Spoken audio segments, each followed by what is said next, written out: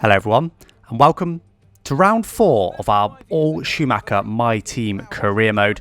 Round 4 then is round Zandvoort in the Netherlands. We're of course using a 16 race calendar, which is why we're slightly out of order to a lot of other My Team careers. In our reborn Benetton team, all Schumacher career, we are Michael Schumacher. We're recreating the start of his career with the recreation of the Benetton team, and we've also got our son Mick Schumacher in with us as a teammate as well. The Zandvoort circuit then, not a new circuit, but new to the F1 calendar, of late at least. There's been some revisions, in particular banking to the final turn. But it's not a bad circuit. I'm actually going to like it quite a bit. Now, I've been requested to show some more of the HQ stuff for my team. So here we go then. This is the updates that we've had and the various things that have been going on in the calendar. I think this is probably the screen that shows most of it, just the various bits going on. We did have an interview with Will Buxton. We had a power upgrade from Honda. We also had I believe it was a downforce upgrade. Also got a new sponsor as well. We unlocked a second secondary sponsor. So we're going to go with Zanetto, who I worked out was probably the most likely that we're going to get the bonus and also gives us the most money. We've also gone for all new engine components. I think we've worked out that realistically our engine isn't going to make it. So we've basically replaced all of the components that we've got 3 of. So that's the ICU, the MGU-K, MGU-H and the turbo. We're going to leave the energy store and the control electronics. We're going to try and make those last, so we only need to replace everything once.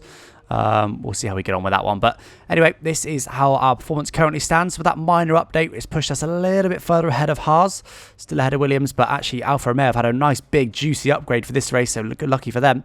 But once again though, looks like AlphaTauri haven't had much of an update, so we're closing in on them. But it looks like yeah, as I said, Alfa Romeo really have jumped ahead, and we won't even bother mentioning the guys ahead. Qualifying then, trying a little bit of a new format. I'm kind of playing around the format of this career a little bit. Quite like this format though when I've been editing it. Let me know what you guys think of this format, this style of editing if you like. So end of quali, currently P19, just behind our teammate. You can see in the top left, so we need a bit of time. I think we're about a couple of tenths or so behind him at the moment. Did just let McLaren go through before this lap. Car actually feels pretty good around this track. Doesn't feel that much slower than time trial. I'm sure it is, but it doesn't feel too bad. It feels okay. Getting all slowed down a little bit deep there. Cost us a bit of time. See in the top right, we're a bit slower than what we were on our previous. Slightly up now, better exit. Looking like a reasonable quali lap so far. And I believe I was actually pretty quick through the first sector or two on the previous quali lap. A little bit wide there, never met our apex. That's cost us some time. Trying to swing it in here really aggressively, nail the curb. Not quite, could have taken a bit more speed through there. We lost another half a tenth or so. Don't like these couple of corners. I don't know if it's just me being bad at them or AI are very quick through here, particularly this corner. I always lose a couple of tenths in this one corner alone. I think it's me being a bit cautious on the power on the exit, but not quite able to resolve it at this stage of the game for myself. Now 300's up though, we're looking pretty good, trying to get it all slowed down. We've got the McLaren closing in on us behind, but that shouldn't bother us too much. We've only got one more corner to go after this one. Getting a good exit, really nice exit. We've gained almost 2 tenths through those couple of corners there. Sending it into the final turn, a little bit wide, but we're okay. Just about keep it on, just enough. It's full throttle for the run to the line, then going to have some DRS as well. We're just over 2 tenths up then. Well, that puts us to the grid. P20 at the moment. That puts us, come on game, where does it put us? P20 still. So that lap didn't actually improve our position on the grid at all. But it was the final lap, so at least we've got some nice fresh tyres if we choose to start on them. Here we go then. Mercedes first, Ferrari second, Red Bull third. 2 by 2 there. McLaren fourth. So very much 2 by 2 in terms of car performance there. A little bit more mixed up further back. Looks like there's no penalties at the moment. I won't run through the grid too much. I need to name every single name and every single lap time. You guys can see it in front of your own eyes. And there we are, down in 20th. Out qualified by Mick Schumacher. Only by half a tenth, but I think that was the first time we've been out qualified by him. This just shows that we are struggling for pace a little bit around this track. Onto the strategy then, we are going to be starting on the hard tyres for this race. So going for a bit of an alternative strategy once again, and then going to the medium tyres, just doing a one-stop race. And we have also managed to fix our fuel. Remember the last couple of races we had a little bit of a glitch with the fuel load. I believe that's because I was running lean through all of practice, basically to try and conserve my engine. But through one of the practice sessions, I just ran a bit of a higher engine mode, which helped a little bit. Anyway, on the grid already, and it's lights out and away we go. Then have a reasonable start, trying to see up the inside of Pierre Gasly, but unfortunately he cuts that off and goes right to the inside. There's no way, but we dive to the inside, really aggressive. We know that you can't overtake very well on this track. We've made a video on just exactly that. So we need to try and get past as many cars as we possibly can. Already up to P15, gain 5 positions by diving up the inside there. They were pretty slow. Got Grosjean and Ocon up ahead, trying to go on the outside, but no, nothing doing around there. See if we can duck back under. A little bit of contact there with Giovinazzi on our inside. Giovinazzi is our rival as well, I should mention. I don't actually really know what rivals do in my team at the moment, but he is our rival, so we could do a beating him. But as I said, I know that you can't overtake very easily on this track, so I'm currently just trying to overtake them the best I can. Very wide there, though. It puts Giovinazzi up our inside, turning them a little bit. Squeeze him on the apex. That makes him back out of it nicely. And as I said, really just trying to get through as many as I can. I reckon I can park the bus, even on my hard tyres. We've got Giovinazzi behind on mediums, Kvyat behind him on softs. 2 guys ahead are also on softs, but I reckon if we can just sneak ahead of them, we've got a pretty good chance of being able to defend from them, because it really is very, very difficult to overtake around this track, particularly with the AI. For some reason, they don't seem to use very much overtake ERS. Actually, Giovinazzi just snuck up or inside there. Don't know what he's doing, putting his nose in there. We had a bit of oversteer on the exit, really just squeezed us, lost us a little bit of time, but hopefully, as I was just mentioning, for some reason the AI don't use much overtake ERS here. I'm not sure why, but they very rarely do. And that enables us to go straight past Grosjean. We will be able to have a go at Ocon as well. We've got the overtake mode still on. We're going to dive up the inside really late. He locks up as well. We can also down wheel-to-wheel contact and get through. Really late move there. We managed to make it stick up to P13, which is a great first lap. That's 7 position gained on, well, the first lap and a tiny bit. Let's see now what we can do against Kimi Räikkönen up ahead. He is in a faster car. They have had that big update, so they should be quite a bit quicker than us, but the Renault behind is even quicker than us relatively, and he's got the soft tyres, so these first couple of laps are going to be really tricky. He goes to the inside there, but we give him a squeeze. We're not going to allow him to go up the inside there. And he should be significantly faster on these first couple of laps. A faster car with 2-step faster tyres. But of course, his tyres will go off quite a bit quicker than ours. So hopefully, if we can last maybe 4 or 5 laps, we should be comfortable again. He's just trying to squeeze up our inside there. Go for a gap that wasn't really on, but he's ran her outside now. We're going to have to use some overtake ERS once again to try and defend from him. Going to try and brake later. We brake much later. In fact, we're going to go off the track very, very nearly. More contact there as we touch some grass and come back onto the track. Squeeze him on the exit over onto the curb, and that makes him back out of it. We've got a warning for a collision there, but that managed to make the move stick, or rather stay ahead of him. Looks like maybe he's got some issues there. He was very, very slow for that final turn, just watching on the minimap.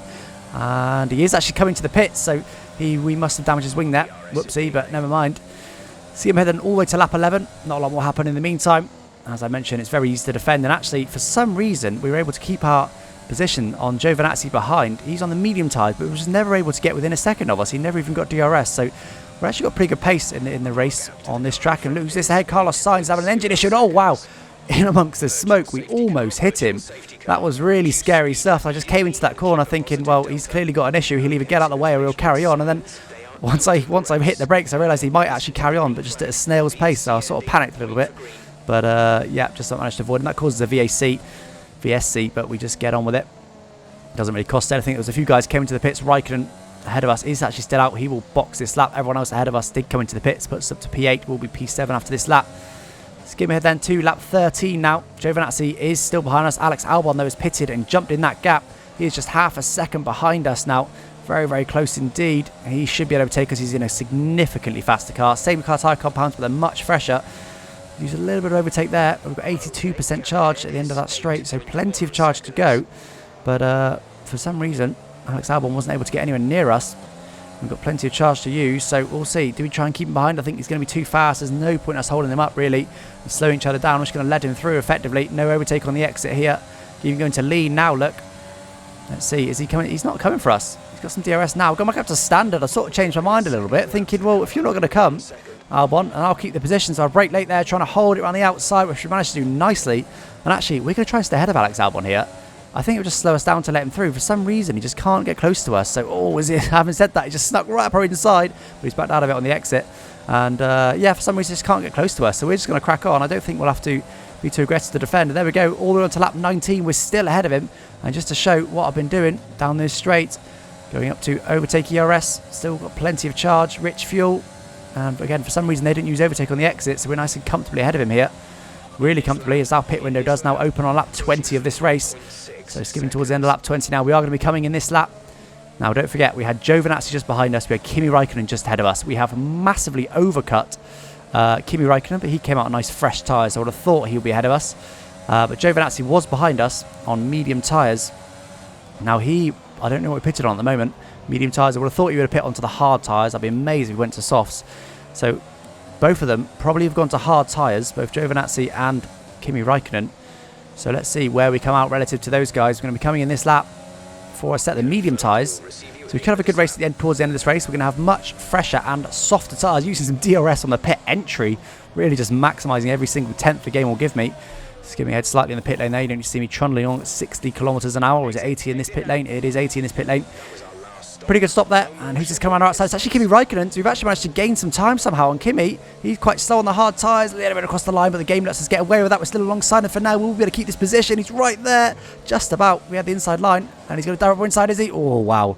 Looking in the mirror, that was seriously close stuff. But he did stay behind us just about. Up to P11 then. So we've actually gained 2 positions there. One from Carlos Sainz retiring and one from Kimi Räikkönen. I don't know what happened to him, but we've gained... Well, I think we were just quick, you know, because we've gained several seconds on Antonio Giovinazzi.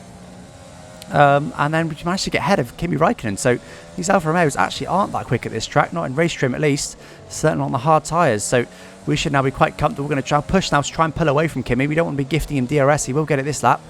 I want to try and push to make sure I'm not giving it him every lap, so that he's then ready to pounce towards the end of this race when our tyres are a little bit worn. So 7 tenths ahead at the moment. Let's see what we can do for these couple of corners with our nice fresh tyres. There we go. There it is. Look, 4 tenths for those couple of corners alone. Just about a second now. That should keep him out of DRS nicely. I think it's going to... Is it? It's quite marginal, actually. It's currently within it. No, he just fell out of it. So Kimi's now out of our DRS zone, but now we're going to concentrate on Lance Stroll up ahead. 6.6 seconds. It's quite a big gap, but he's on very worn hard tyres. We're on brand new mediums. But actually, Skimmy heads up 28. You see we're only 5.7. We did manage to close it down a little bit. We got the gap down, but not by enough. I think maybe the smallest it was about 5 seconds. And now we're just sort of cruising to the end, really. We've got a 6-second gap behind, a 5.7 gap ahead. I really did hope that I was going to be able to close in on the car ahead with our brand new medium tyres, but unfortunately it wasn't to be. We just ended up in a bit of no man's land, and we've now turned everything down. We've been running on lean for the last couple of laps, not using any overtake, just conserving the car, conserving the engine, no point burning it up. Once there were about 2 or 3 laps from the end, I realised that there was going to be nothing to happen. The only thing that would have saved me would have been a DNF, which I would have got even if I turned my engine down, so just opted just to turn it right down. And there we go. Another P11 for the Reborn Ed Benetton team. That is now my 3rd P11. There's been 4 races, and I've got 3 P11s. Can you believe it? 1 more position, and we'd have been point scoring in every single race. But anyway, not meant to be. P11 confirmation there. 113.1 was our best lap. Mick Schumacher on a slightly different strategy, it must be said, but a little bit slower. He actually ended up being lapped. We were one of the last cars not to be lapped.